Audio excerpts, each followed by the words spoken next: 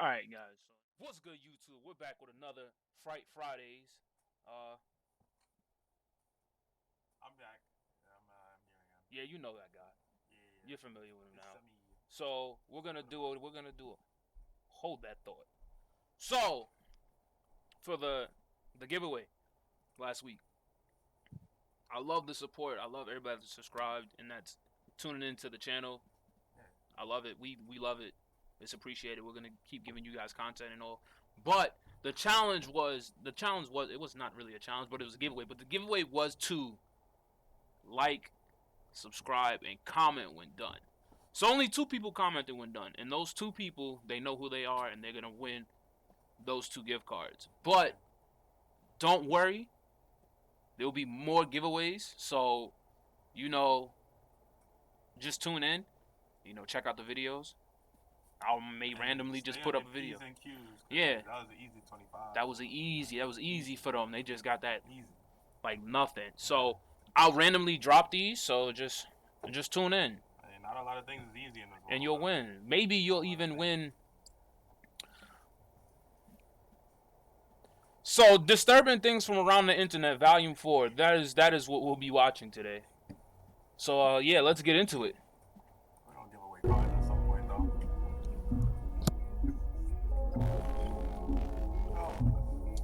though. Right.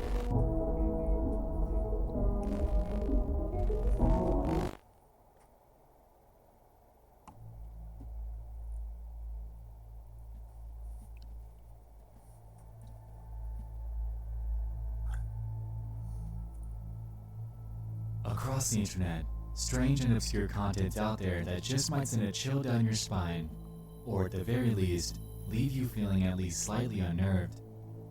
With that being said, I'd like to welcome you all back to Disturbing Things from Around the Internet. This is my series where I consolidate bite-sized, creepy discoveries that I've recently stumbled upon online. Reminder that this is part 4, so if you're new to the series, be sure to go check out volumes 1 through 3 on my channel. So, the reason I didn't do volume 1 yet, or 2, or 3 is because I saw them already on my own time. I was watching some other YouTuber react to them, and I was like, oh shit. So, there's a bunch of other ones, so I'll react to them. So, we're just going to skip straight to 4. They don't go in no type of order, it's just random. So. Once more, to dive into 5 more hand-picked and disturbing things from the internet.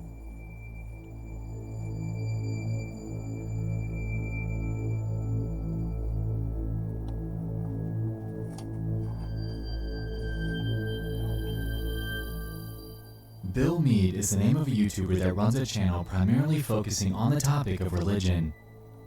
Bill started his channel back in 2014, and over the course of just 4 short months, he would upload 71 videos, amassing 16 whole subscribers to his content. He seemed to be very passionate about the topics that he preached about, and appeared to be open to discussion about Jesus and Christianity. Over the course of the channel's existence, Bill would make it evident that he was dealing with other complications. It appeared that he contracted a severe form of mouth cancer, and over the course of the 4 short months that he was on YouTube, were able to see the progression of his condition as it became worse and worse and worse. His very last video was uploaded on October 21st, 2014, and it was titled, in all caps, 10-hour surgery tomorrow.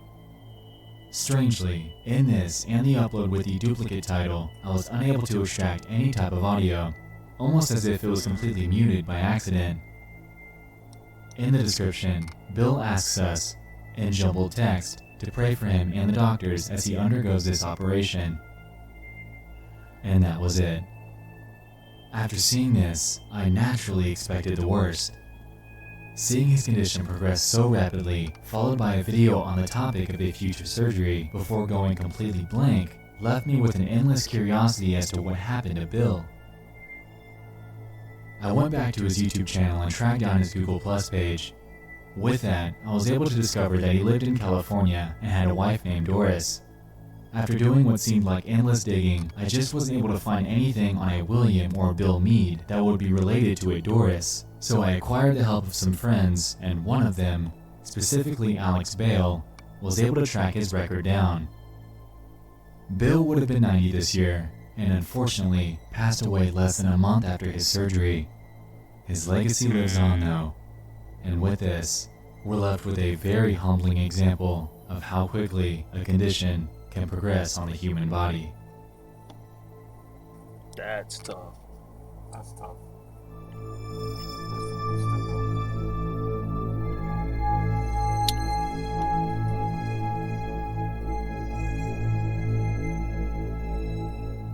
This entry comes from a user on Facebook by the name of Rico Malik.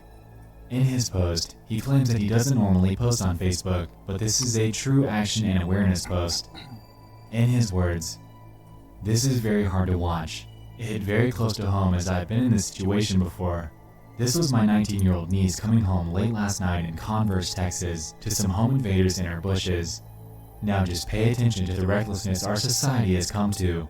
Get this to the media. These guys were out to murder anything moving last night, and they have to be dealt with. This is to be treated as if they murdered everyone in that car."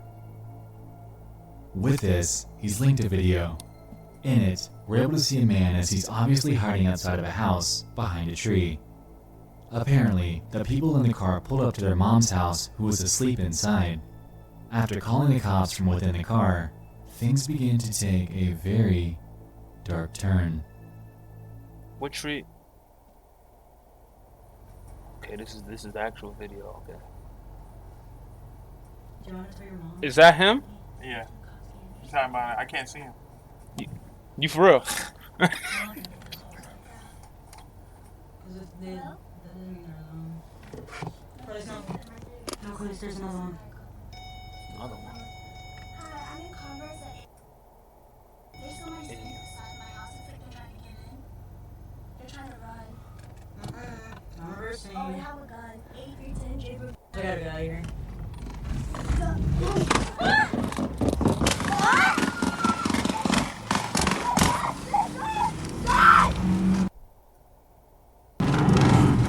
Are you okay? Are you okay? Please get him out. They shot my tires. They shot my tires. They shot my tires right now. Get down, get down, get down. How far, y'all? There's no way. Please drive. Hurry before they find us, please. Are you okay with that? Please.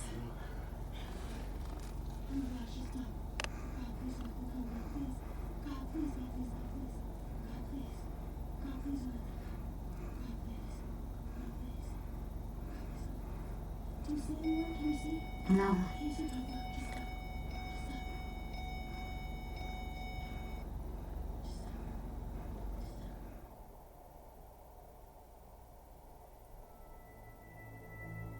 Thankfully, they all made it out alive. In this situation, That's- they were absolutely lucky that they weren't harmed, because this so very easily could have turned out far worse than it did. After first seeing this, I spent a lot of time contemplating at what I would do if I were in this situation. There's just no way around how it would have turned out. Grab a gun, shoot him back? There's two of them, and they have a direct line of sight to you in the car. Floor it and ram into the tree? Like I said, there's two of them. The other would have come out from behind the bushes, guns ablaze. Back out and speed off? I still feel like they would have been inclined to shoot just because they can. All around, there's just no good way through this situation. I don't get it though, because like you heard them speeding off, and the gunshot still sounded relatively close. Nah, I think what happened was she couldn't drive because she shot out the tire. Because she mentioned that. But like you heard her take. Yeah, The you car had to was take off going. initially, but they could have ran it was like a 5-second split between when she said they shot out my tires and her saying drive to the next gunshots. So they could have probably ran like 40 yards. I don't know how fast those guys are, but I don't know. I don't Situation, know. That's which is crazy, what makes though. it that That's much more crazy. miraculous that the driver and passengers were unharmed. What I don't understand is that While this is so, That one Unfortunately, dude was the completely 2 men involved like not there are behind a bush, currently and the other guy's still behind at a tree large. that you can easily spot. That's what got me, but that's crazy. Was it random intent to kill? Like, what was the reason behind what they did that for? Hella curious. They definitely had intent to kill, though. This entry comes from a user on Reddit by the name of Gloves Are Effed. The post is titled, Warning Men of Halifax, the Glove Man. He opens his post by claiming that he's seen threads in other subreddits about this guy, and that he finally had an accidental encounter with him. He claims, quote, "Last weekend I was on my way back from downtown, walking alone on Spring Garden Road and scouting for a cab, when a well-dressed guy in a black SUV pulls up beside me to ask if I'm looking for a cab. I said yes. He asked where I was going, and I told him. He said he was headed in the same direction, and that he offers rides around town on the weekends. Thinking this was some friendly guy running his own Uber service, I got in hoping for a cheap ride and handed him a $10 bill out of my pocket. Side note, I'm 6'3" and 200 pounds, so I didn't feel threatened. Stupid of me." Wait, can we pause? He then goes on to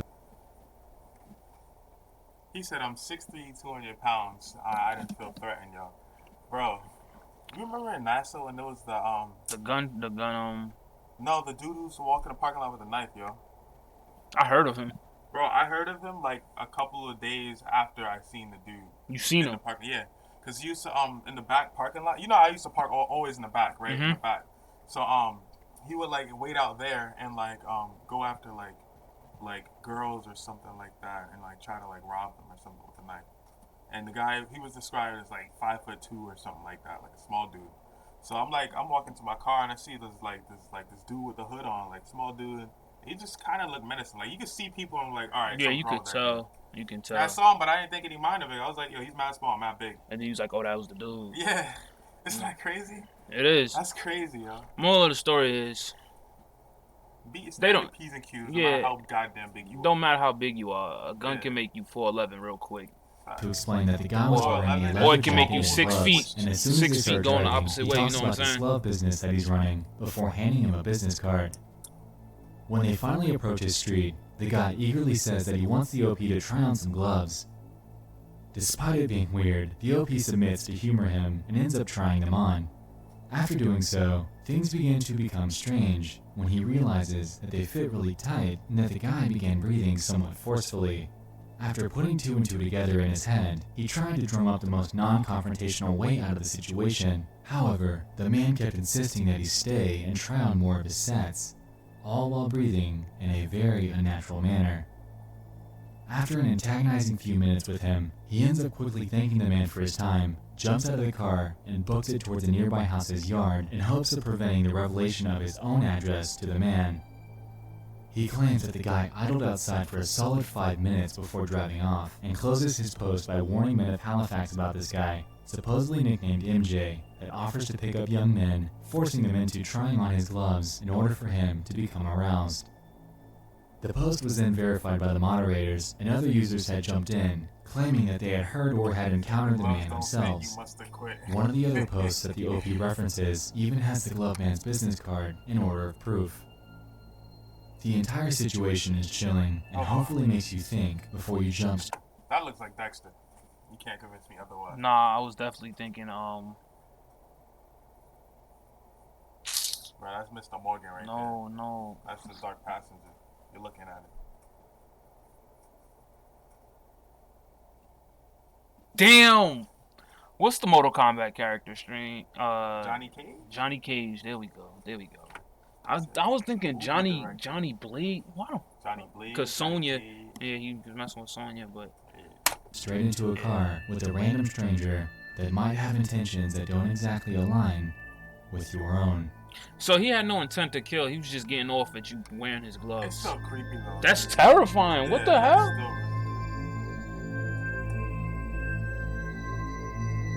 One night at Teddy's. This entry comes from a Facebook post made by a user named Hank Squires.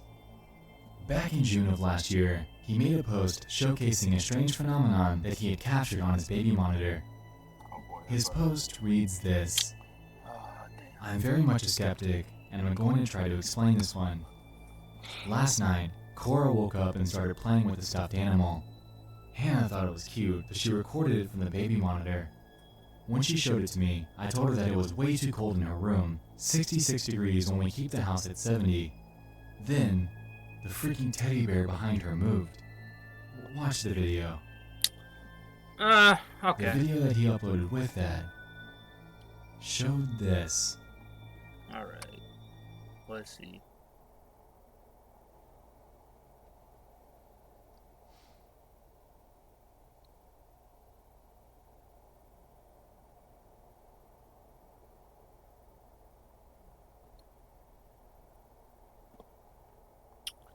I mean,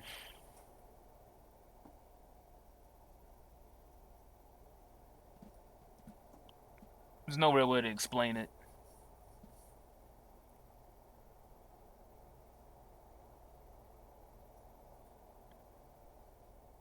I don't know. I wouldn't say it's fake, but The video garnered tons of Facebook attention, and people threw in theories that the entire thing could be faked for attention, with many reasons given. Well, One notable one is when the head actually moves. It seems that, at the top left, an arm is seen moving it. However, I personally like to counter this by saying that there simply would be no room for anyone or anything to squeeze their arm into that tight space. Unless there was some sort of modification done to it, nobody would have been able to fit back there. Another theory people have thrown up is that it's a battery-operated bear. While Hank claims that this is not the case, it could very well be true. The only real update we have is from June. Hank reshared the post onto his own page with the caption, 1 year ago. This, of course, renewed interest in the video, and down in the comments, there's one from a Dana Squires who claims that they're set on believing that the child had moved, thus causing the bear to move as well. While this seems like a very solid answer to the situation, we have to remember that it's always up for interpretation.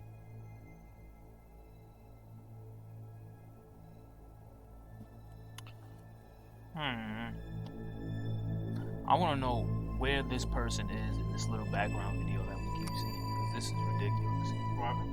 Like, you see this? Where is this person at?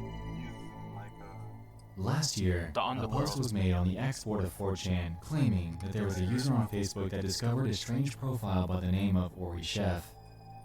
Apparently, Ori had commented on a news article, clamoring on about nonsense. After they attempted to translate it, things got strange. The 4chan user went forth to say this. So I was just on Facebook like a normie that I am, and I came across a comment in a post that's a bit unnerving. It's from a posted article from a page that had a few comments, so I saw it. The comment was obviously not entirely in English, but she explains how she wants to be cremated before her husband, or some type of thing, and she kept talking about her friend Susie or something. So I got weirded out by this and tried to click on the Facebook account to know what the fuck is up with this lady. This is where it gets weirder. This was her profile. I immediately saw that she had no posts, or even uploads of pictures, so I assumed that she was a dummy account by some dude who's doing God knows what. Then I saw her friends list.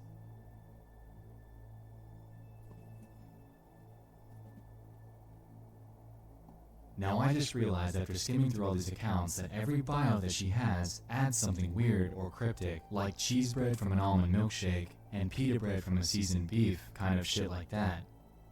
It seems to be so many that I can't imagine a reason why some person would do some kind of shit like this and what purpose. So it seems that after visiting her profile, they found that every single one of Ori's friends was simply another version of her profile picture with photoshopped facial features and hair. Posts on their profiles get even stranger than this. There are multiple images depicting animal gore with captions that hint at the murder of her own children. Going by her profile, there are no photos or any evidence therein of Ori actually having any children. However, it's disturbing to see.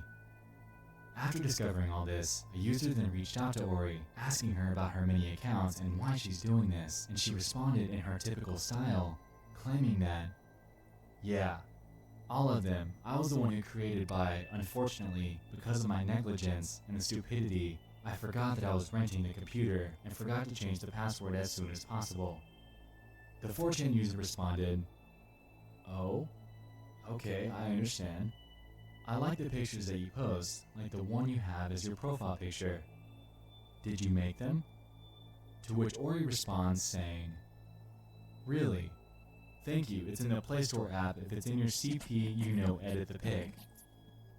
He then asks her how many accounts she uses, to which she responds, saying upwards of 15 to 24. When asked why, she made the excuse that she uses them for requests in Facebook games. While Ori claims this, I'm going to go forth and say that I'm absolutely not buying this.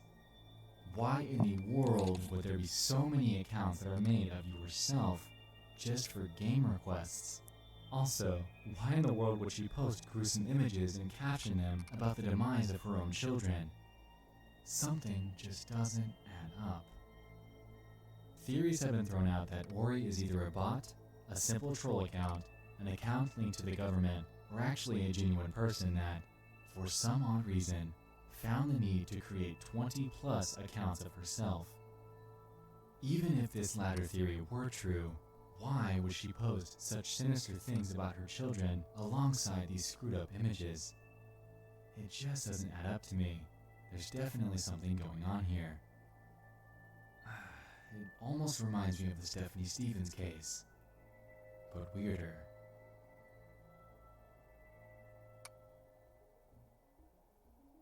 As we said before, Hey, disturbing and obscure content can... I'm not naive or nothing, but like I feel like the last one, like that could actually be one person with like 30 different like accounts. Cause I remember back in the Facebook game age, like I used to play like Nightclub City or something like that, and I always needed a certain amount of friends to unlock certain things to play. Mm-hmm. And like I would like request random people that played the game just to fill up my friends list. You know what I mean? Right. So I could see that, but The kids part, I don't understand. the kids part, I feel like that could just be sick humor. Nah, there's no way you have sick humor with your kids though. But like like if somebody knows, like let's say you have kids, right? Like she wants to be an attention whore, you saying? Nah. Let's just say she had kids, right? There's an obvious record of the kids being held. We have to get birth certificates and stuff like that. Mm-hmm. And if there was a murder case about her kids, because you know if kids go missing, people start asking questions. Right. Cases get open. Right. If there was a murder case about her kids, and then they caught her, because they can catch whatever accounts you have, they can catch that. Like it's Facebook. You know, Mark Zuckerberg is selling info anyway. So if that was the case, I feel like she wouldn't post it on Facebook because she would have been behind bars because she snitched on herself. You know what I mean? So I don't think that would check out. Not in 2020. It's tough. It's tough. exist all over the internet, and like we just witnessed, this definitely holds true. I hope you all enjoyed this entry into the series. I'd love to hear your thoughts. Which one freaked you out the most? Lastly, thanks so much for watching. I'll see you in the next one. I love you all. I mean, it's the internet, you know. Sick humor like that is Yo. everywhere. It is, but like you gotta remember, it's the internet. You can't take it lightly because sometimes True that. people do this and then like they really go out and do something really sinister. So, you know, we hope you guys enjoyed that video. It was Interesting. it was offsetting. Yeah, Very eerie. definitely. It was a different approach to what the other videos we watched, where it's like kind of like straight to the point. But like this is more like this is more of a mental. Yeah. So, yeah, I hope you guys enjoyed this and subscribe. Hey, shout out to the Knicks draft lotteries tonight. LaMelo Ball.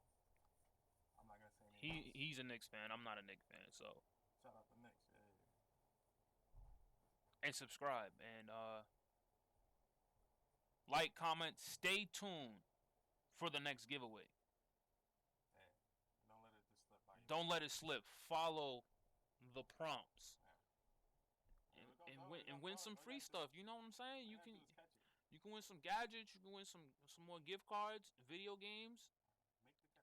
It all depends on what I feel like giving away. But follow the prompts. It's very easy and just win. But all right, guys, I'll